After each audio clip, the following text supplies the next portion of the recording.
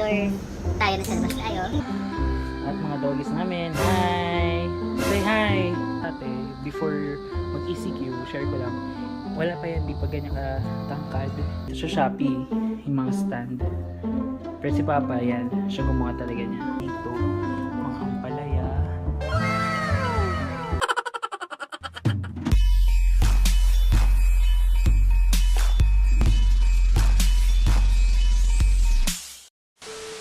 What's up guys? Welcome back to my channel. It's GGOOGGYELO. And for today's video is mag-review tayo ng coffee. Yes, padalamig yun ulit. So please support him sa kanyang channel. At itong coffee na to is Brew and Bros Coffee. So let's support him. May Facebook page din sila ito. So please support, like, share nyo yung page and subscribe sa kanyang channel. And ngayon kasama ko ang aking pinsan after 2 years. So nakipag-collab ulit ako sa kanya. And soon mag-white channel na din siya. Yes. Yes naman. And Support niyo po siya sa kanyang business. Sa Instagram lang. Yan, sa kanyang social media accounts.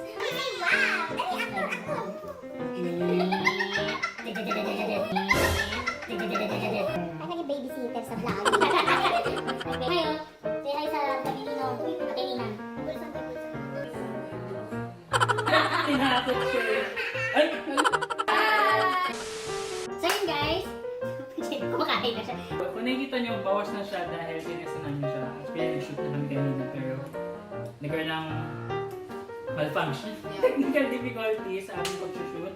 So ngayon, i-shoot namin siya. So pagdating sa akin ng mga products na ito is nakabawal natin. So secured naman ang bawat product na to. I-review natin yung appearance niya. First is naka-sealed siya, naka-plastic sealed. Yes, label. May label. Yeah, Tapos Brew and nandito Bros. yung ingredients, tapos kung ilang ml, tapos hanggang kailan mo siya pwede i-consume. Yes, so may limang flavor na akong in-avail.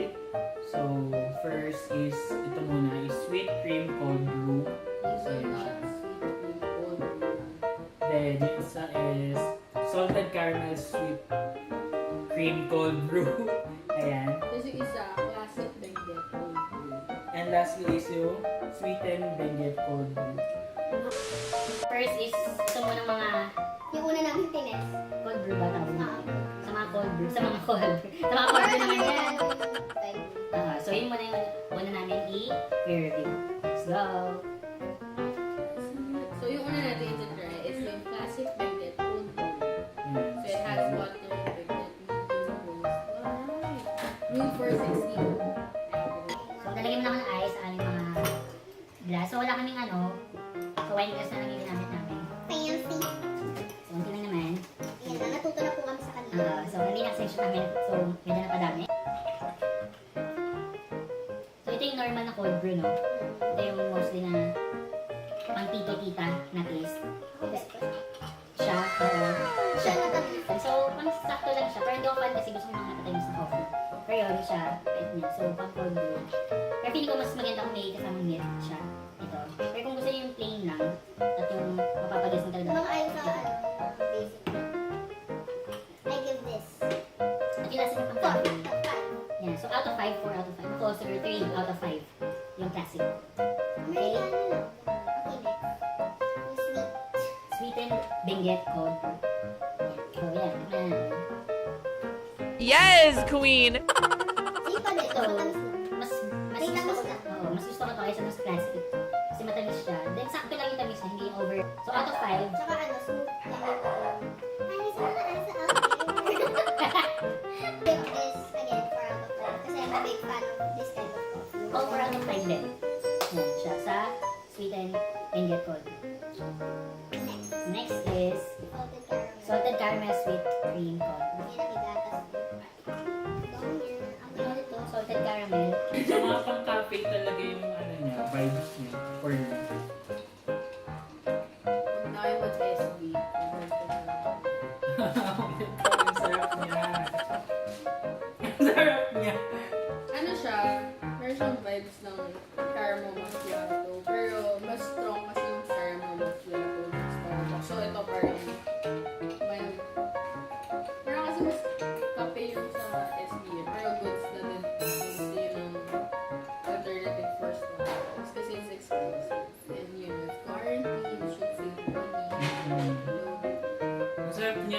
out of 5 sa akin to.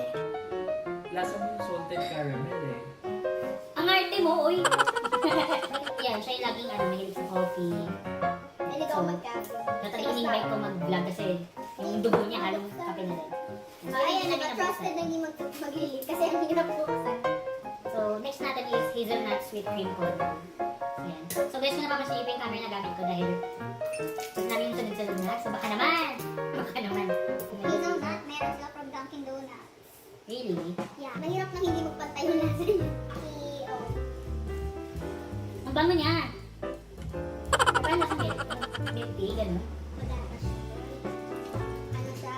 Mas gusto ko kasi lasa ng kape. Ito parang masobra. Kung may madalas, more on Or parang, magagas siya. parang ano lang, hint of, parang hindi mo milk tea. Parang may, oo, may Tapos lasa ano, milk tea. natapunan konti ng Ng kape. coffee. Tapos nagsama yung coffee pati milk. Parang siyang parang siyang yung hazelnut milk tea. Pero like more of milk tea. Parang milk tea siya. Tapos natapunan ng bere-bere ng kape. Oo. So, parang out of 5, Ako, siguro 2. Sabi. Mag-i-ans ako 2. sige, hindi pwede to. Oo, Dapat pwede. maiba yung sagot ko. Oo. So, may disclaimer, iba-iba naman tayo ng panlasa. Ayun. Yung hazelnut. So, last natin. So far, kamusta naman yung mga coffee? Sa akin parang parang ang vibes is parang nasa cafe. Okay, yung vibes ko parang nasa cafe. Hindi kasi, may mga ganito na, yung parang tinimpla, yung ganun. Ayun to go nila. Oo, parang homemade, ganun. So, ito parang nasa cafe. Yan. So, yun, baka naman. Coffee. Ito yung ano nila, sweet cream cold brew. Sweet cream.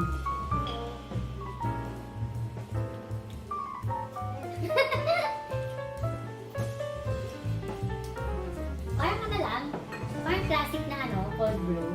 Pero ito, parang sweet cream. Parang classic, parang normal for me. Parang normal coffee for me. Parang may pagkalasang tubig lang. Or depende sa'yo. Sa yelo. May flavor ng yelo. Lagyan ng tubig. Hindi ako dinamihan ko ni. Pero maganda lang sa mga coffee. Parang mas milk. Pero di sure. Yung flavor na yan. Basta ikaw ulit baka dahil sa Sige. yelo. Bakit lang? So, out of 5 lang siya.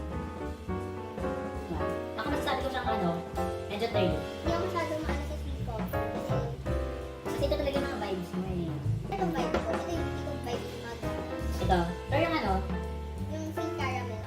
Pwede pa. Pero ito, ano, klase ng sweet. yung lasang tubig yun.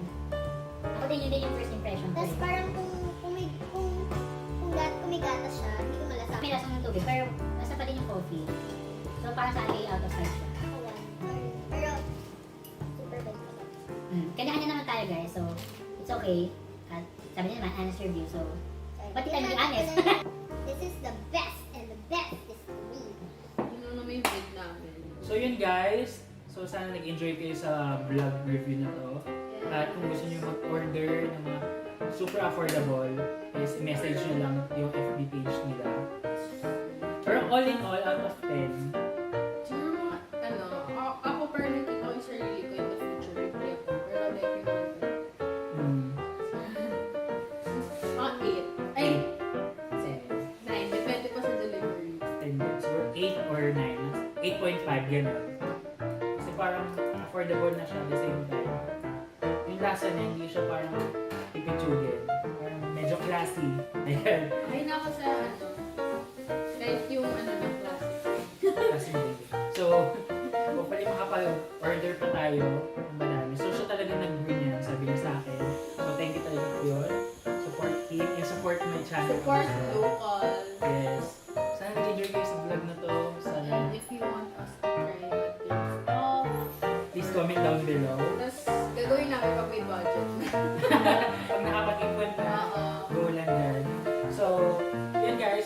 So, may mga susunod pa din kaming vlog. For this content is ang review vlog. And kung coffee lover din kayo, I know makaka-relate din kayo dito. At madami ng local brands na ganito and support our local products. Businesses. Yes, local businesses na yung mga company. Support natin sila.